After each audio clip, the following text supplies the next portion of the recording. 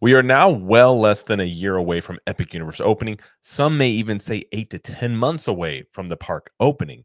And the question a lot of people have is how much should Disney be worried about Epic Universe? And perhaps the better way to put that is the sentiment is Disney should be worried about Epic Universe, even though seemingly they're posturing as if they're not. So in today's video, we're going to talk about how much or should Disney be worried about Epic Universe and its potential impact on the theme park market in Orlando?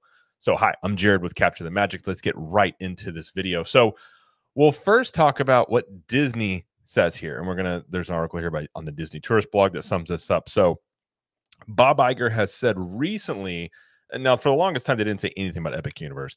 And then the last earnings call, there were some questions about it, and Bob Iger did address them. Now, when talking about Universal, Iger has said this in the past. We'll go over a couple of statements he's made. So he said, as we've seen in the past, when Universal has expanded, it brings more visitors to Orlando. He said, that's fine. We've had competition from them for a long time.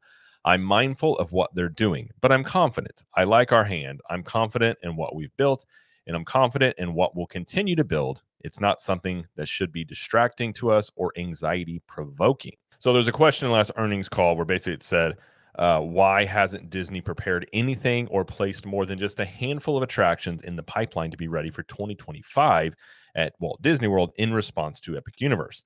And in response to that, Iger said, quote, that couldn't be further from the truth. We've been aware of Universal's plans for a new park for more than a decade. We have a sophisticated approach to analyzing the needs of all our businesses and strategically deploying capital. Iger also pointed to a laundry list of additions at Walt Disney World during the same period: Pandora, World of Avatar at Animal Kingdom, Toy Story Land, Mickey and Minnie's Runaway Railway, Tron Light Cycle Run at Magic Kingdom, and finally the multi-year, multi-billion-dollar transformation of Epcot, which included Remy's Ratatouille Adventure, Journey of Water inspired by Moana, and the great Guardians of the Galaxy Cosmic Rewind.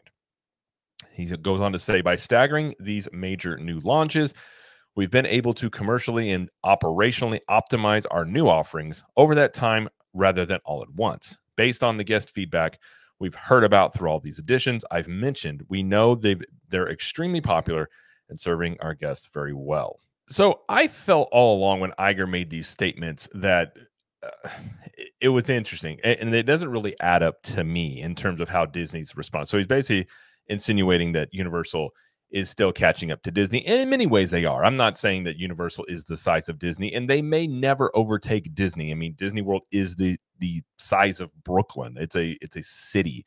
But Universal has been making, leaps into their market share, and Disney has been responding to them instead of vice versa. And you can really point that out with given, when the Wizarding World of Harry Potter came into Universal, that was a big game changer. And there's another article here we'll talk about how much of an impact that made and what it could mean for Epic Universe. So even back then, Hogsmeade was built in 2010, and then Pandora was announced in 2012, which is a direct response to Hogsmeade. And then Diagon Alley was built in 2014, and then in 2015, Galaxy's Edge and Toy Story Land were announced.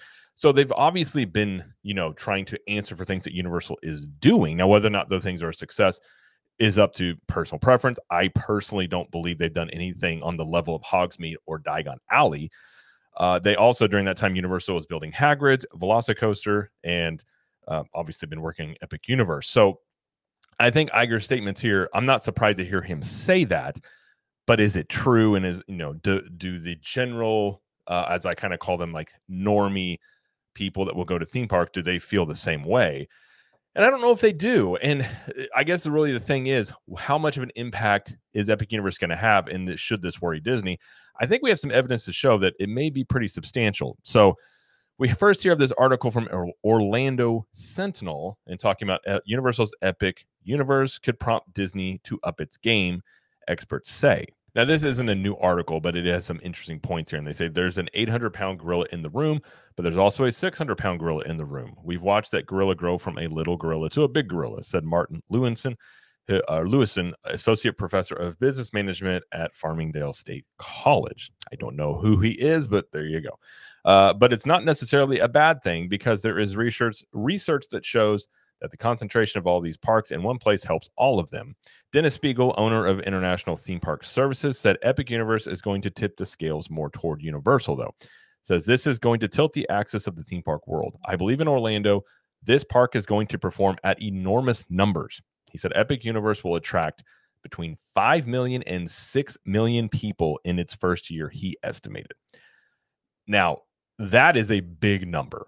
That would essentially, if we're going off of 2022 numbers, they haven't released the 2023 theme park numbers, the T report as it's called. So going off the 2002 numbers, I mean, if we see, 5 to 6 million people coming in, that would be over 30% increase, which isn't out of the realm of possibility, given if we look back whenever Islands of Adventure, Wizarding World of Harry Potter opened, it said attendance at Universal Studios Islands of Adventure, and this is an article by the Daily Breeze here. So attendance at Universal Studios Islands of Adventure shot up 36% when the first Wizarding World opened there in 2010. They said, and more importantly, it sustained, it's carried forward to today. And this is the same guy, said Spiegel, whose international theme park services firm studies the economic impacts of amusement parks around the world.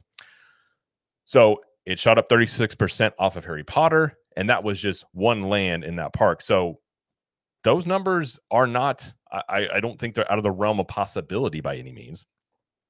Also, looking at just Super Nintendo World. So this is just a land. So this is going to be part of Epic Universe, but we had Super Nintendo World open in Japan and in Hollywood it officially opened in Hollywood, I believe, in 2023. And this article here on Blow Loop is talking about that. And it says here, Comcast said revenue for its international and U.S. theme parks increased by 12.2% compared to the previous quarter. Domestic growth was driven by the new Super Nintendo World at Universal Studios Hollywood.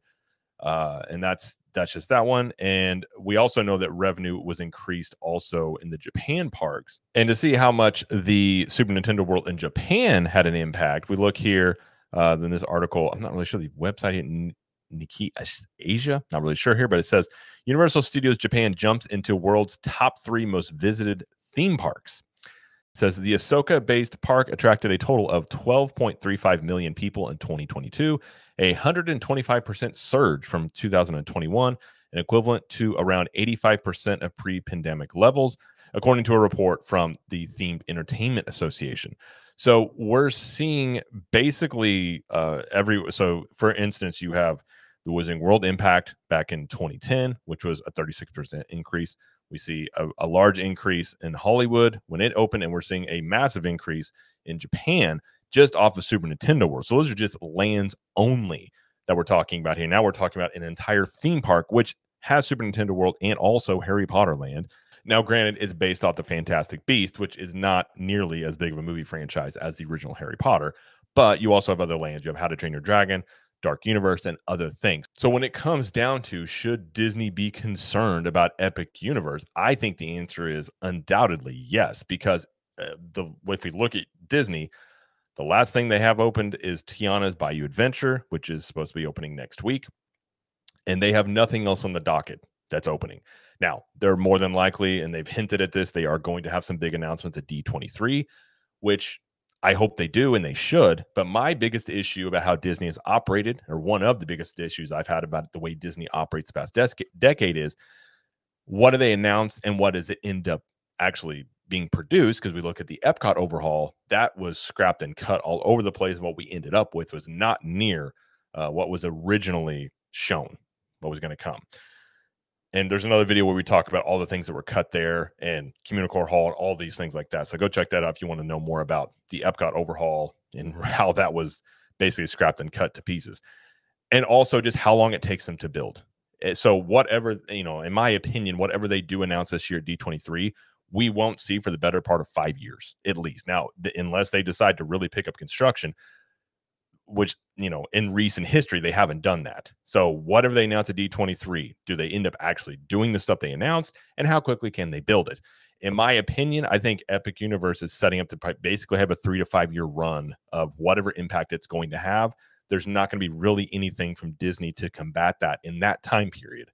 You're going to have small things from Disney. I'm sure they're going to have shows, and they may what I call theme overs, where they take old attractions, retheme them like they did with Splash Mountain to Tiana's Bayou Adventure, things of that nature. But they're not going to really have anything in terms of, in my opinion, a needle mover that's going to get people to be like, well, let's go to Disney versus Universal. And Universal has stated that they are wanting people to make a choice between Disney and Universal. I mean, historically in the past, Universal has been a trip where you just tag it on at the end of your Disney trip. You go for a day or two, but majority of people go to Disney, stay on Disney property, and then just go over to Universal and check it out. But with the addition of Epic Universe, you're going to have people going there for 4 to 5 days. You've got not only the original parks that they've added new things into, you have Volcano Bay, which is a fantastic water park. Now you can have Epic Universe, which we don't even know how many days it'll take to really get through Epic Universe. That could be a 2-day thing to get through it. Who knows how busy it's going to be? I imagine it's going to be very busy. So now you're talking about people having to choose between Disney and Universal. And I think Universal has, like we said, they have the Harry Potter editions in there, but Super Nintendo World has been a giant hit everywhere. I see no reason as to why it won't be a giant hit here in Epic Universe. Nintendo is a very strong property. It's, nostalgic for me. I grew up playing Nintendo, and a lot of people have, like me, have passed it on to their kids. And it's going to also be the biggest Super Nintendo world in the world. So I think that land alone, even if it wasn't going into Epic Universe, I think would be something that is going to impact Disney. Epic Universe as a whole, I think will definitely make an impact on Disney. Now, they're obviously not going to come out and say that. They're going to posture as if they're not worried, but I would assume internally that they are worried. And if they're not worried, they should be. But we'll have to wait and see in August at D23 what sort of rebuttal that Disney has for Epic Universe. And no matter what Disney has to say, this is going to be a rebuttal to Epic Universe, whatever they announce here at D23. But that's going to do it for this video. So if you did like this video, please like it, subscribe to the channel, as we will be doing more Epic Universe, Disney World, Universal Studios, pop culture type of news on this channel. And let us know in the comments, do you think that Epic Universe is going to have a big impact, and should Disney be worried about it?